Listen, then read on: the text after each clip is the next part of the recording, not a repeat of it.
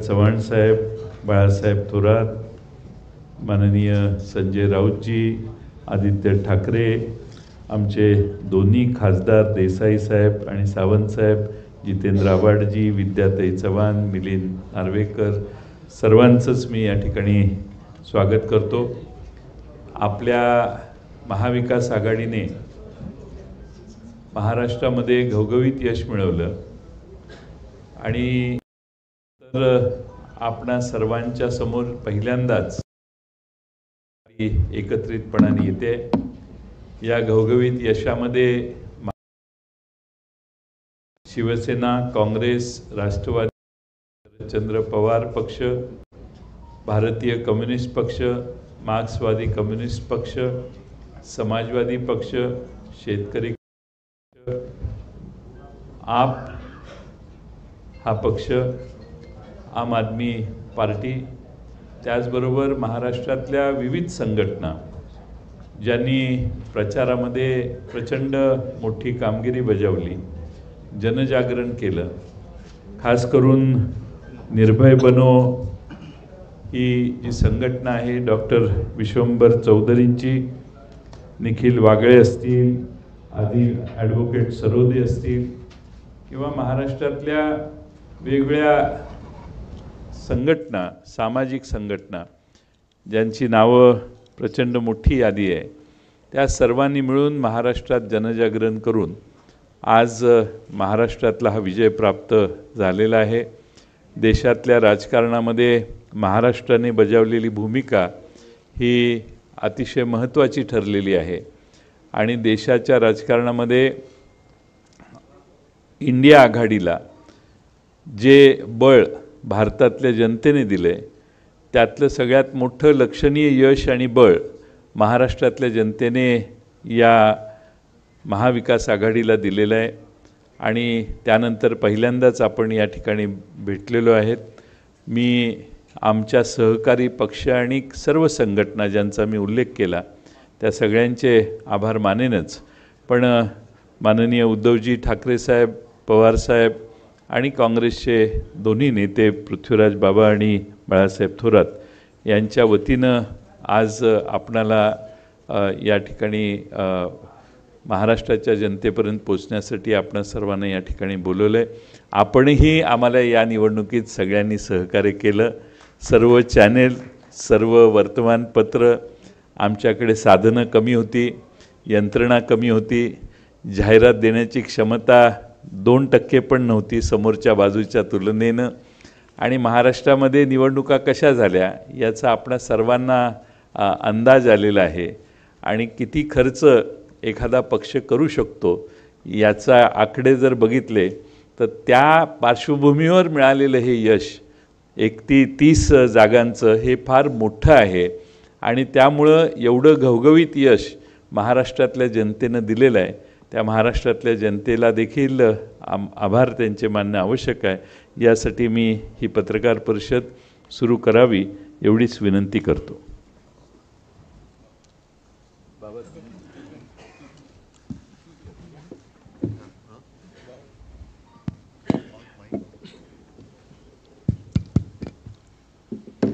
आदरणीय पवारसाहेब, उद्धवजी, जयंतराव, बाळासाहेब थोरात, संजयजी, आमचे सर्व नवनिर्वाचित खासदार आणि मीडियाचे सर्व प्रतिनिधी, आत्ताच राष्ट्रवादी काँग्रेसचे अध्यक्ष जयंतराव पाटील यांनी आपल्याला सांगितल्याप्रमाणे ही पत्रकार परिषद महाराष्ट्राच्या जनतेचे आभार मानण्याकरता आम्ही आयोजित केलेली आहे। महाराष्ट्राच्या जनतेचा या देशातील लोकशाही वाचवण्यामध्ये ज्या देशातील जनतेने जे मतदान केले आहे त्यापैकी महाराष्ट्राच्या जनतेचा फार मोठा आणि सिंहाचा वाटा आहे। महाविकास आघाडीला अगदी निर्णायक बहुमत दिलेलं आहे आणि त्याबद्दल महाराष्ट्राच्या तमाम जनतेचे सर्व घटकातून महाविकास आघाडीच्या सर्व उमेदवारांना घवघवीत असा पाठिंबा दिला गेलेला आहे। त्याची परिणिती आपण निकालात पाहिलेली आहे। या निवडणुकीमध्ये आमचे जरी 3 प्रमुख पक्ष असले ते जवळ 30-40च्या वर जनसंघटना, काही छोटे पक्ष, कम्युनिस्ट पक्ष असेल, दोन्ही मार्क्सवादी कम्युनिस्ट, CPI CPM, शेतकरी कामगार पक्ष, आम आदमी पार्टी, अनेक जनसंघटना, समाजवादी पार्टी, सगळ्यांची नावं मगाशी जयंतरावांनी म्हटल्यावर खूप मोठी यादी आहे. आणि त्यामध्ये काही सामाजिक कार्यकर्ते जे कुठल्याही पक्षामध्ये नव्हते त्यांची नावं देखील जयंतरावांनी घेतली. त्या सर्वांनी महाराष्ट्रामध्ये एक वातावरण निर्माण करण्यामध्ये खूप मोठा वाटा उचलला. त्यांचे सर्वांचे धन्यवाद या ठिकाणी मानणं गरजेचं आहे. महाराष्ट्र जनतेनं आज या देशातली लोकशाही, या देशातलं जनतंत्र वाचवण्यामध्ये फार मोठी भूमिका निभावलेली आहे, सिंहाचा वाटा आहे. आणि त्या जनतेचे आभार मानण्याकरता मी प्रामुख्याने इथं आलेलो आहोत. त्याचबरोबर आपल्या सर्वांचेही धन्यवाद. आपण ही खूप लांबलेली निवडणूक, जवळजवळ 2-1 महिन्यापर्यंत लांबलेली निवडणूक आपण सर्वांनी कव्हर केली. जनतेपर्यंत आमचे विचार पोचवायचा प्रयत्न केला. प्रचंड मोठ्या धनशक्तीच्या विरोधात आम्हाला लढावं लागलं. त्याचबरोबर प्रसारमाध्यमांच्यावर कशा प्रकारे दडपण होतं हे आपण चांगल्या प्रकारे जाणता. आणि मग ज्या चौकशी करणाऱ्या संस्था आहेत त्या संस्थाचा ज्या प्रकारे दुरुपयोग झाला, या सर्व गोष्टींना आम्हाला तोंड द्यावं लागलं. पण ते महाराष्ट्राच्या जनतेच्या आशीर्वादाशिवाय शक्य झालं नसतं. आज राज्यातील शेतकरी बांधवांनी देखील सरकारला एक संदेश पाठवलेला आहे, कुठल्याही समाजाला गृहीत धरता कामा नये. आज दुर्दैवानं पूर्वी कधी झालं नव्हतं इतक्या मोठ्या प्रमाणात धार्मिक ध्रुवीकरण करण्याचा प्रयत्न केला गेला आणि त्याला काही यश मिळालं नाही हे या निवडणुकीच्या निकालावरून स्पष्ट झालेलं आहे. या महाराष्ट्राच्या भूमीमध्ये छत्रपती शिवरायांच्या आचरणाहून आदर्श घेऊन आम्ही सर्वधर्म समभावाची भूमिका या ठिकाणी राबवतो. आणि त्यामुळं धार्मिक ध्रुवीकरण कुठं पसरलं नाही, कुठलाही मुद्दा तिथे चालला नाही. जनतेच्या प्रश्नाला महाविकास आघाडीच्या नेत्यांनी प्राधान्य दिलं. आणि खरं म्हणजे पवारसाहेबांनी आणि उद्धवजींनाही धन्यवाद दिले पाहिजे की त्यांनी ज्या प्रकारे जवळजवळ प्रत्येक मतदारसंघामध्ये जाऊन त्यांनी प्रचार केला. नेत्यांच्यामध्येही चांगलं समन्वय होतं, बूथ लेवलच्या कार्यकर्त्यांच्यामध्ये खूप चांगलं समन्वय होतं. आणि त्यामुळं हा आपल्याला इथं परिणाम दिसत आहे. आत्ताच तिन्ही पक्षाच्या नेत्यांची एक प्राथमिक बैठक विधानसभेच्या पार्श्वभूमीवर आमची झालेली आहे, म्हटलं तरी काही सुरुवात झालेली आहे. लवकरात लवकर आम्ही विधानसभेच्या दृष्टीने जे काही निर्णय घ्यायचे असतील ते घेणार आहे. पण एक गोष्ट निश्चित आहे की ही विधानसभेची निवडणूक अशाच प्रकारचं आघाडी, जनसंघटना, महाविकास आघाडी सगळे ज्या प्रकारे मी लोकसभेची निवडणूक लढली त्याच प्रकारे त्याच ताकदीनं किंबहुना त्याच्यापेक्षाही अधिक ताकदीनं आम्ही विधानसभेची निवडणूक लढणार आहे. जनतेचे प्रश्न घेऊन लोकांच्या समोर पुन्हा येणार आहेत. आणि मला खात्री आहे की ज्या प्रकारे लोकसभेला आपण सर्वांनी महाराष्ट्रातील जनतेने आम्हाला आशीर्वाद दिला त्याचप्रमाणे विधानसभेच्या निवडणुकीमध्ये त्याच्यापेक्षाही अधिक प्रमाणामध्ये आशीर्वाद आम्हाला मिळेल. आणि महाराष्ट्रामध्ये सत्ता परिवर्तन निश्चितपणे होईल हे आश्वासन आम्ही आमच्या सर्वांच्या वतीनं आपल्याला देऊ इच्छितो. धन्यवाद. एकच लहानशी गोष्ट सांगायची राहून गेली ती म्हणजे ज्या काही अन्य पक्षाच्या नेत्यांच्या सभा झाल्या त्याच्यामध्ये देशाच्या प्रधानमंत्री यांच्या अर्थसभा झाल्या आणि एक महोत्सव झाला. त्यांच्या या अर्थसभा ज्या ठिकाणी झाल्या आणि महोत्सव ज्या ठिकाणी झाला त्या ठिकाणी आम्हा लोकांच्या उमेदवारांना जनतेने फारच मोठ्या प्रमाणात पाठिंबा दिला. आणि म्हणून विधानसभेच्या निवडणुकीच्या काळामध्ये प्रधानमंत्र्यांच्या जेवढ्या ज्या जागा व्यक्ती होते तेवढं आमचा स्पष्ट विरोधाच्या दृष्टीनं ऐकून वाचायला होईल. त्यामुळं त्यांनी धन्यवाद देणं हे माझं कर्तव्य समजतं.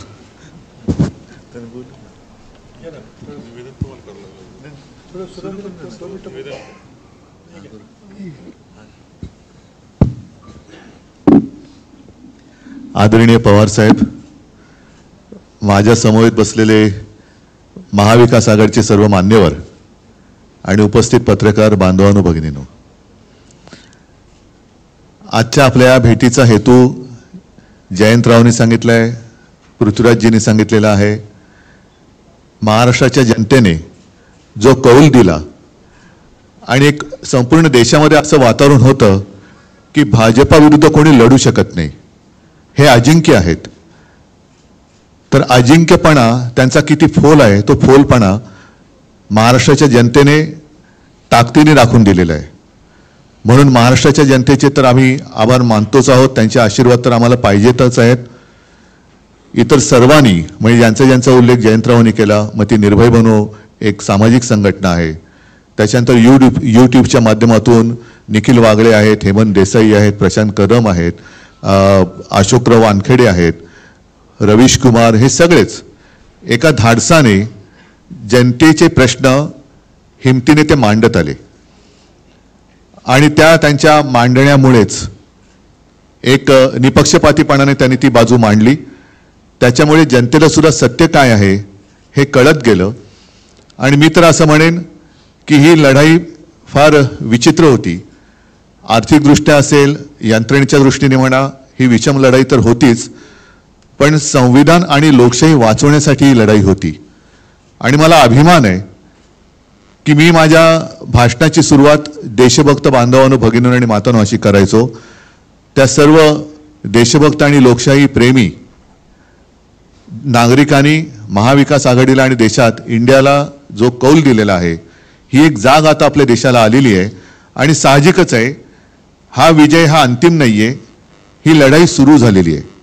येत्या 2-3 महिन्यामध्ये विधानसभा महाराष्ट्राच्या येतील, त्याच्यानंतर सुद्धा इतर राज्यांच्या काही निवडणुका येतील.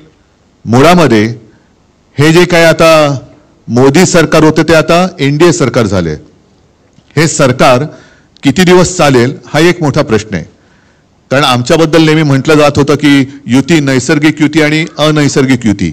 तर आत्ता ते जे काही तिकडे कडबोळ झालेलं आहे दिल्लीमध्ये, हे नैसर्गिक आहे का अनैसर्गिक आहे हा सुद्धा एक मोठा प्रश्न आहे. एकूणच देशातली जनता या निवडणुकीच्या निमित्ताने जागी झाली, हे फार मोठं यश या निवडणुकीच्या वेळेला आपल्याला मिळालं असं मी मानतो. आणि आपल्या मनामध्ये काही प्रश्न असतील आपण विचारा, त्याला उत्तर द्यायचा आम्ही प्रयत्न करतो.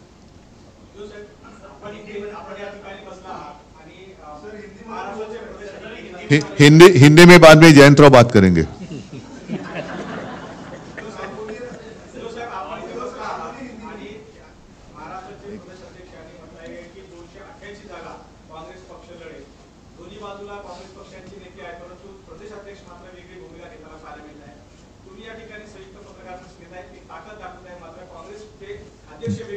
जेव्हा 3 पक्ष एकत्र पत्रकार परिषद घेतात, याचा अर्थ असा, पृथ्वीराजजींनी सांगितलेलं आहे की आमची एक प्राथमिक बैठक, अगदी प्राथमिक बैठक आपल्या समोर येण्याआधी झालेली आहे.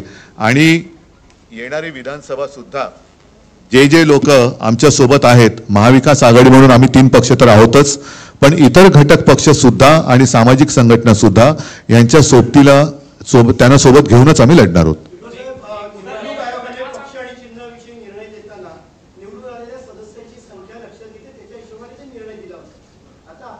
त्या निर्णयाला आम्ही सुप्रीम कोर्टात आव्हान दिलेलं आहे आणि त्या निकालाची अपेक्षा आम्हाला आता महिन्याभरात आहे.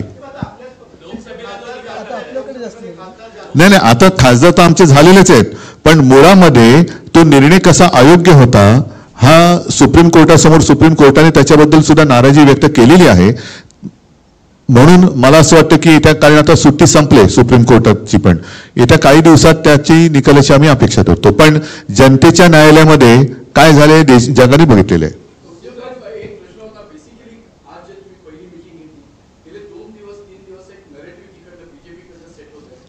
जे काही फेक नॅरेटिव्ह होतं त्याला आम्ही काउंटर करण्यासाठी, ब्रेक करण्यासाठी आम्ही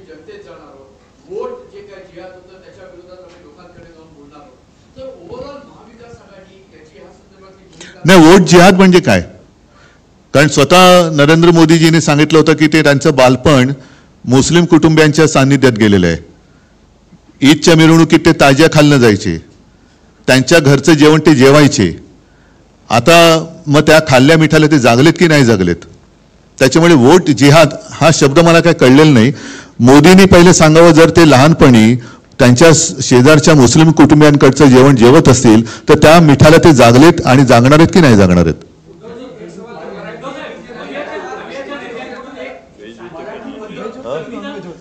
नाही, ते मी फक्त मिठाचं बोललोय. मीठ नॉनव्हेज आणि व्हेज दोन्ही जेवणात टाकतात, त्याच्यामुळे ते जेवण काय जेवले ते त्यांनी सांगावं. आणि त्याच्यानंतर त्यांनी गोवंश हत्याबंदी पुढे करणार आहेत का?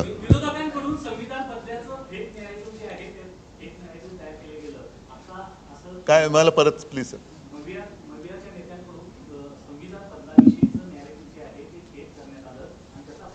बरं ठीक आहे, यांना मतं दिली तर तुमची संपत्ती हे जास्त मुलं होणाऱ्यांना वाटतील, हे काय खरं नॅरेटिव्ह होतं? मंगळसूत्र उचलून नेतील, तुमच्या घरातले नळ कापून नेतील, तुमचं वीज, हे काय खरं नॅरेटिव्ह होतं? तुमची म्हैस चोरून नेतील, हे काय खरेपणा होता? नकली संतान, नकली सेना, हे काय खरं नॅरेटिव्ह होतं? आणि मी प्रत्येकाला नोकरी देईन, प्रत्येकाला घर देईन, हे काय खरं नॅरेटिव्ह होतं? उद्योगधंदे वाढवीन, हे काय खरं नॅरेटिव्ह होतं?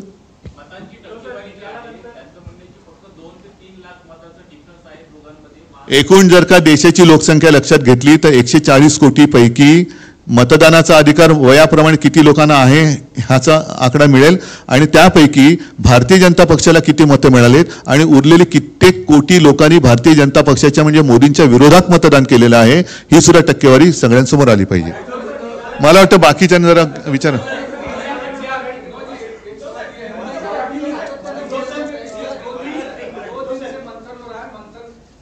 मंथन बीजेपी मंथन कर रही है कि हम चुनाव हारे नहीं हैं, हम कहीं न कहीं नैरेटिव के कारण चुनाव हार रहे हैं और हमारे खिलाफ एक गलत नैरेटिव तैयार किया जाए. मतलब क्या? कि उनका कहना है कि 405 का जो नारा था संविधान बदलने का, वो गलत नैरेटिव. तो फिर दिया क्यों था? और आप ही के लोगों ने कहा था कि उन्हें संविधान बदलना है. फिर जो उन्होंने नैरेटिव सेट करने की कोशिश की थी, मंगलसूत्र तुमचं चोरणार, वो क्या असलियत थी? अच्छे दिन आएंगे वो तो हम भूल गए, वो नैरेटिव का क्या हो गया?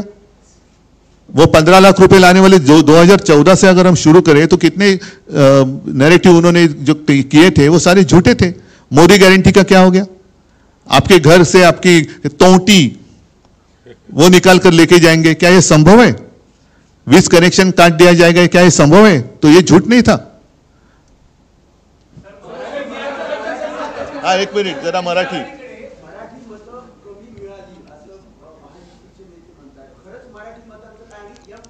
मराठी मतं का कमी मिळतील? काय असं काय कारण आहे?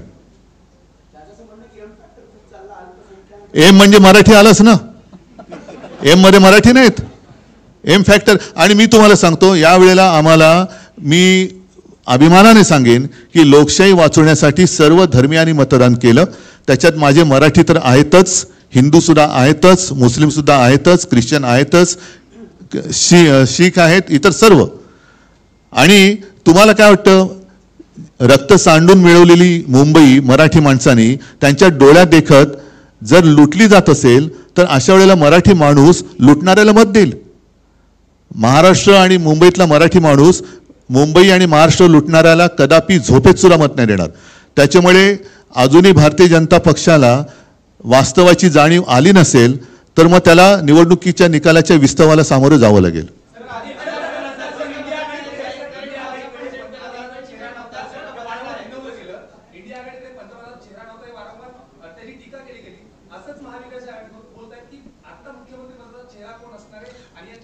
त्यांच्याकडे कोण असणार पहिला ठरवा ना. त्यांच्याकडे कोण आहे आता प्रश्न त्यांच्याकडे पण आहे. कारण मला आठवते मी मुख्यमंत्री असताना देवेंद्र फडणवीसांनी ते काय म्हटलं होतं, ते वसली 3 गावं 2 काय एक वसेची ना. आता हालत त्यांची तशीच आहे, तिन्हीच्या तिन्ही ओसाड आहेत, एक सुद्धा बसत नाहीये. अरे मला बाकी जरा बाकी पवार साहेब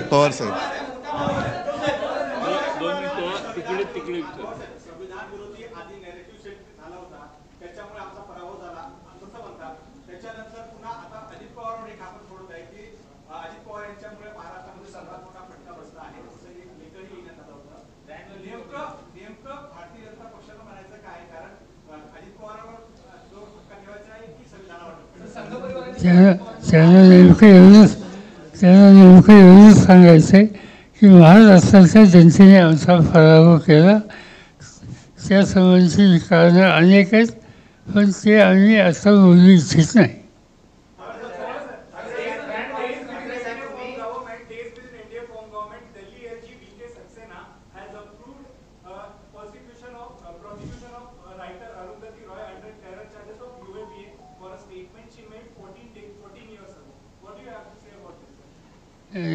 जे काय आता स्टेटमेंट त्यांनी केलं इतक्या जुन्या काळाचं ते काढून आता जी कारवाई केली जाते ती अगदी पूर्णपणानं सत्तेचा गैरवापर आहे. आणखी एक गोष्ट अशीच या ठिकाणी झाली की काही लोकांच्या बाबतीत तुम्ही आणि काही लोकांच्या यापूर्वी केसेस केलेल्या होत्या, त्यातल्या काही लोकांना कोर्टाने जामीन दिला, पण त्याच्यामध्ये अनेक लोक कारण नसताना आरोपाशिवाय आजही तुरुंगामध्ये आहेत. याचा अर्थ सरळ हा सत्तेचा गैरवापर आहे आणि या सत्तेच्या गैरवापराच्या संबंधी या निवडणुकीमध्ये लोकांनी जी काही भूमिका घेतली त्याच्यातून शहाणपणा शिकतील अशी अपेक्षा होती, पण तो काही शहाणपणा शिकलेला दिसत नाही. आणि त्यामुळं आणखीन 3-4 महिन्यांनी लोकांच्या समोर जायची संधी ज्यावेळी मिळेल तर लोक त्याचा पूर्णपणानं विचार करून ठोस निर्णय घेतील.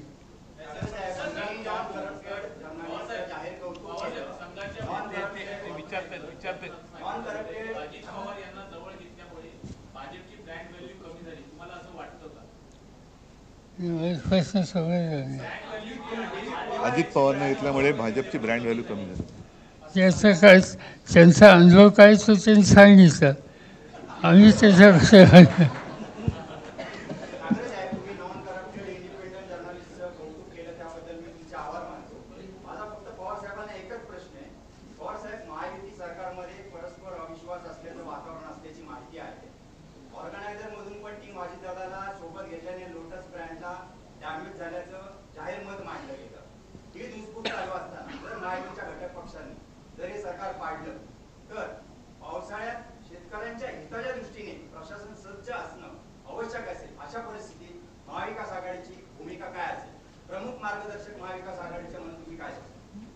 साधी ही गोष्ट आहे की आम्हा लोकांच्या हातामध्ये आज तर काही महाराष्ट्राची सत्ता नाही आहे.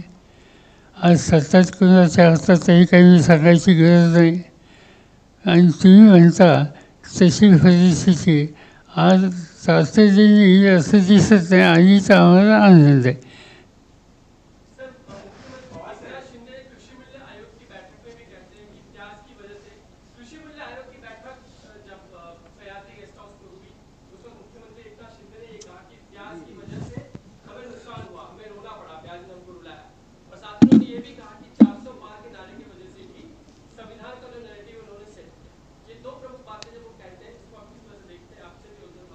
सीधी बात है, प्याज पैदा करने वाला किसान तो नाराज था, इसमें कोई दो बातें नहीं, मगर वहाँ तक सीमित नहीं. इस महाराष्ट्र का, इस देश का किसान वायनाड ये सरकार के बीजेपी के खिलाफ था और आज भी इससे कोई बदल हो गई ऐसे मुझे दिखता नहीं.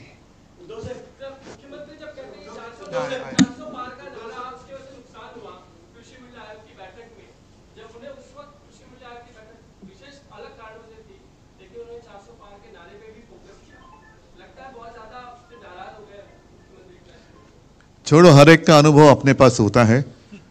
तो प्यास के कारण भाजप को तो रोना पड़ा ही, लेकिन साथी जो है उनके वजह से भी वो रो रहे हैं.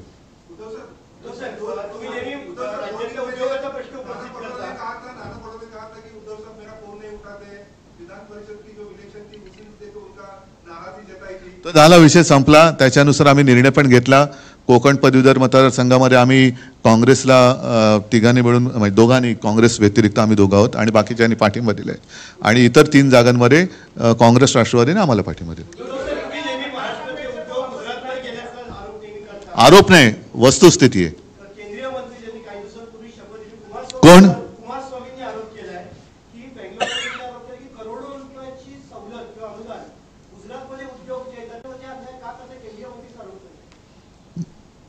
मग मी काय उत्तर देऊ? त्यांनी पंतप्रधानांकडे उत्तर मागायला पाहिजे, कारण त्यांना पाठिंबा दिलाय. आणि मी माझ्या प्रचाराच्या भाषणात सुद्धा सांगत होतो की आमचा गुजरातबद्दल काही राग नाही. इंडिया आघाडीचं सरकार आल्यानंतर आणि उद्यासुद्धा आल्यानंतर आम्ही गुजरातच्या हक्काचं काय असेल ते देऊ. पण याकरता मोदी आणि अमित शहा गुजरात आणि संपूर्ण देश यांच्यामध्ये एक जी भिंत उभी करतायत ती अत्यंत घातक आहे. तशी भिंत त्यांनी उभी करता कामा नये. महाराष्ट्राच्या हिताचं असेल ते महाराष्ट्राला मिळालंच पाहिजे. गुजरातचे असेल ते जरूर गुजरातला द्या. तसंच अन्य राज्यांना जे आवश्यक आहे आणि त्यांच्या हक्काचं आहे ते दिलं गेलंच पाहिजे. त्यालाच आपण केंद्र सरकार म्हणतो. खरं केंद्र सरकार हा शब्द चुकीचा आहे, कारण आपली संघराज्य पद्धत आहे.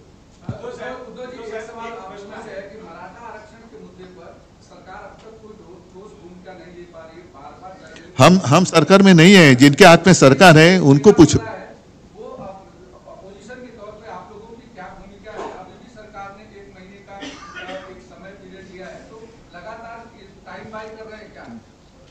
सीधी बात यह है कि ये इशू पर इससे पहले जो कोई महाराष्ट्र गवर्नर थे उन लोगों ने डिस्कशन किया था, कुछ कमीशन किए थे. जो वहाँ बैठे थे अनशन पर उन्हें कुछ कमिटमेंट की, मगर इस पर अमल नहीं हुआ और इसीलिए फिर ये उपोषण का मामला शुरू हो गया. जो कुछ बातें सरकार ने एक्सेप्ट की थी, कमिटमेंट की थी, इस पर जल्दी से जल्दी अमल करना ये फर्ज आज ये गवर्नमेंट का है. ये स्थिति हाथ के बाहर जाने की नौबत न आना इसकी आज आवश्यकता है सामाजिक दृष्टि.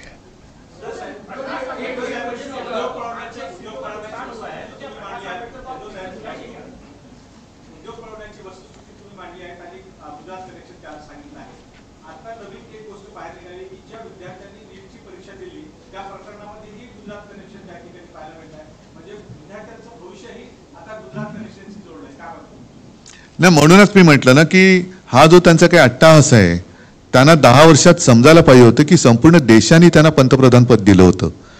आता कसं बसं त्यांचं पंतप्रधान पद वाचलंय. ते किती दिवस हे सरकार राहील हे काय सांगता येत नाही. आणि गुजरातमध्ये जर का हे अशी सगळी चालूगिरी करायला लागले तर त्यांचं मूळ राज्य आहे तिथेच त्यांच्या आसनाला सुरुंग लागेल. आणि एकूणच जे काय मगाशी तुम्ही नरेटिव्ह म्हणतात, नरेटिव्ह एका बाजूला, पण ह्यांच्यामध्ये खरेपणा नाहीये. हा सगळा फोलपणा आता देशाच्या जनतेच्या लक्षात आलेला आहे. यावेळेला मी परत सांगेन की मला अभिमान आहे की देशातली जनता जागी झाली आणि आणखीन सुद्धा एक थोडाफार विश्वास काही लोकांचा मोदींवरती होता, भाजपवरती होता, तो या निकालामुळे आता साफ उडालेला आहे. येत्या निवडणुकीत आणखीन चित्र खूप बदललेलं आणि देशाच्या दृष्टीने सुधारलेलं दिसेल.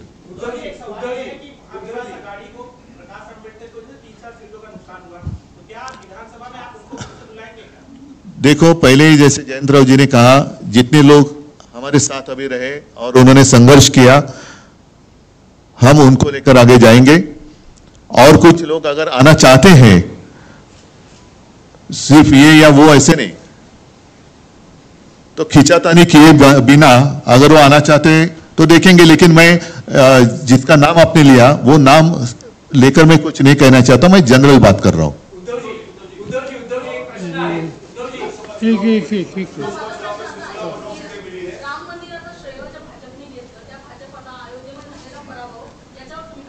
एकच तुमच्या लक्षात असेल, मी 22 जानेवारीला ताराराम मंदिरात गेलो होतो आणि 23 जानेवारीला ज्या दिवशी शिवसेना प्रमुखांचा जन्मदिवस असतो तेव्हा नाशिकच्या सभेत मी म्हटलं होतं की आम्हाला भाजपा मुक्त राम पाहिजे.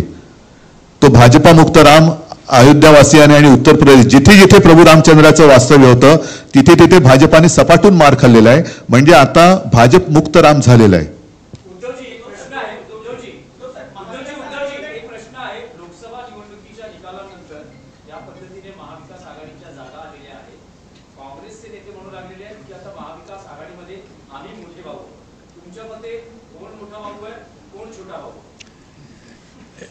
या निवडणुकीमध्ये मोठा भाऊ छोटा भाऊ वगैरे काही चालणार नाही. प्रत्येक मतदारसंघामध्ये आम्ही बसून सर्वात चांगला उमेदवार कुठल्या पक्षाकडे आहे आणि मागच्या निवडणुकीचे संदर्भ घेऊन जागा वाटपाचा निर्णय घेऊ. आमचा प्रयत्न आहे की लवकरात लवकर तो निर्णय होईल. आज प्राथमिक बैठक आमची झालेली आहे, त्यामुळे बाकी तुम्ही याच्यात काही जाऊ नका. मला वाटतं पृथ्वीराजजींनी उत्तर दिले ना, वेगळं काय याच्यातच आमची एक वाक्यता दिसते.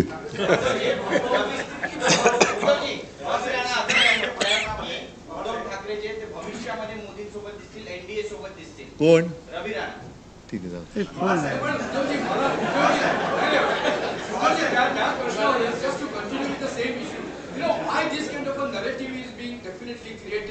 उद्धव ठाकरे हे कधी ना कधीतरी परत इंडियामध्ये येतील. We would definitely like to have some certain rather clarification. Are you really seriously on that? Some back channel activities are on. What's happening on that front? बरं ठीक आहे, मला समजा जायचंय, यांच्यामध्ये बसून आता हो सांगू.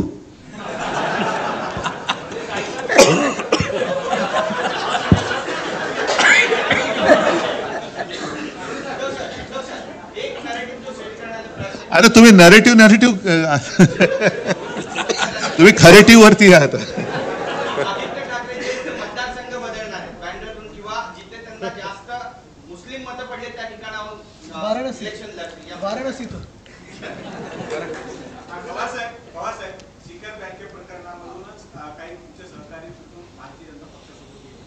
आता त्या प्रकरणामध्ये त्यांना क्लीन चिट म्हणजे क्लोजर रिपोर्ट पण दाखल करण्यात आला. मात्र अण्णा हजारेंनी तो क्लोजर रिपोर्टवर आक्षेप घेतला आहे. याचा अर्थ असा आहे की पुन्हा अजित पवार यांची अडचणीत वाढ होईल आणि ते तुमच्याकडे परिस्थिती असं वाटतं. ही वर्ष कोर्टाच्या ताब्यात आहे, 27 आहे आणि 27 माणसाच्या संबंधी ते भाष्य करणे हे काही सांगतानाचे लक्षण आहे. हजारेंना जे काही त्यांची तक्रार आहे ती तक्रार मांडण्याचा त्यांचा अधिकार आहे. त्याच्यात काय निर्णय होतो तो बघू आणि नंतर ठरवू.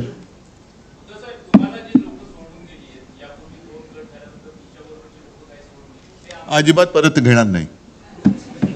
पुढे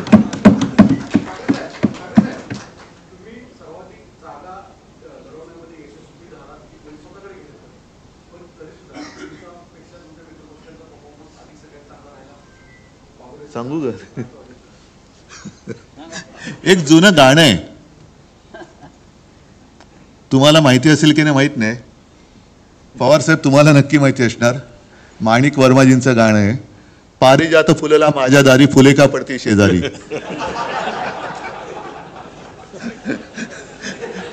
पण तरी देखील आम्ही पारिजातकाला खत पाणी घालायचं काही सोडणार नाही.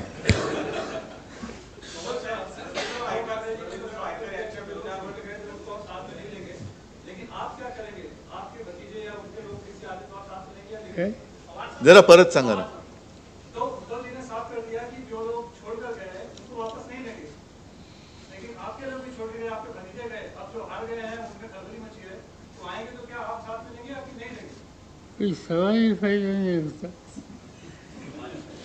बघा याच्यामध्ये एक सॉरी पवार साहब, एकच मिनट नहीं, एक ही मिनट.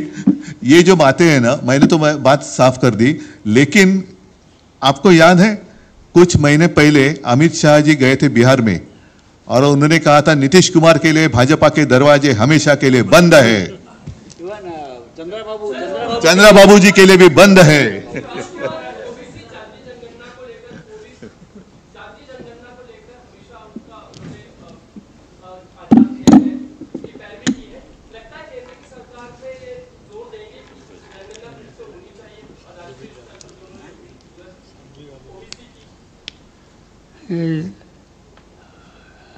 या संबंधी साधारणतः आमचा विचार काही वेगळा नाही.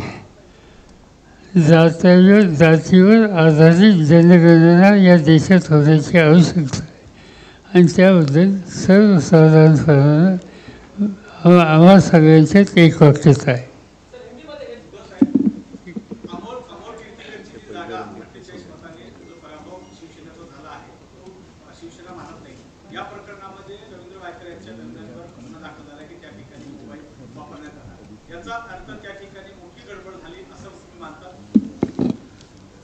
मानत नसतो तर कोर्टात का जाऊ.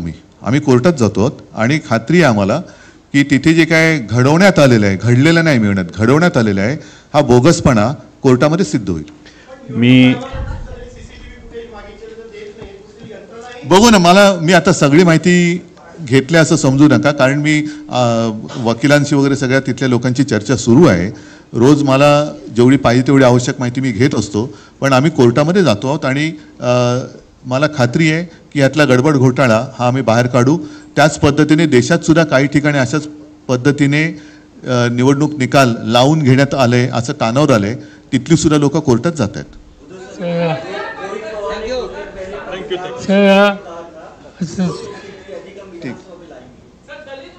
ठीक आहे, थोडा कुछ आगे के लिए बाकी असं एवढ्या मोठ्या संख्येने आलं त्याबद्दल आम्हाला मी आपल्या सुरुवातीला जे करायचं होतं ते शेवटी करतो.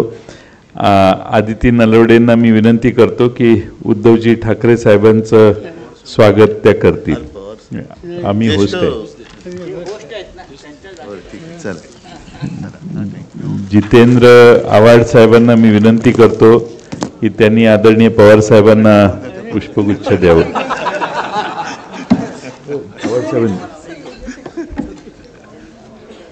विद्याताई चव्हाण यांना मी विनंती करतो की पृथ्वीराज चव्हाण साहेबांना त्यांचं स्वागत करावं.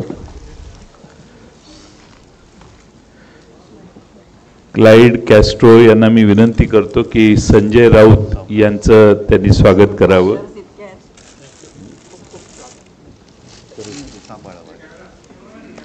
आदिती नलवडेंना मी विनंती करतो की माननीय बाळासाहेब थोरात साहेबांचं त्यांनी स्वागत करावं आणि आदित्य ठाकरे साहेबांचं त्यांनी स्वागत करावं.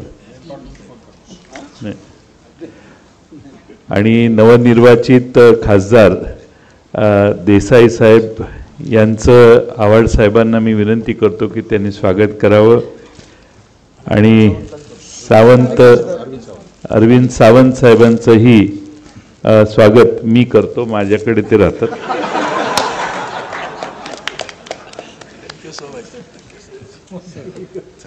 धन्यवाद सगळ्यांना. जय हिंद, जय महाराष्ट्र. धन्यवाद.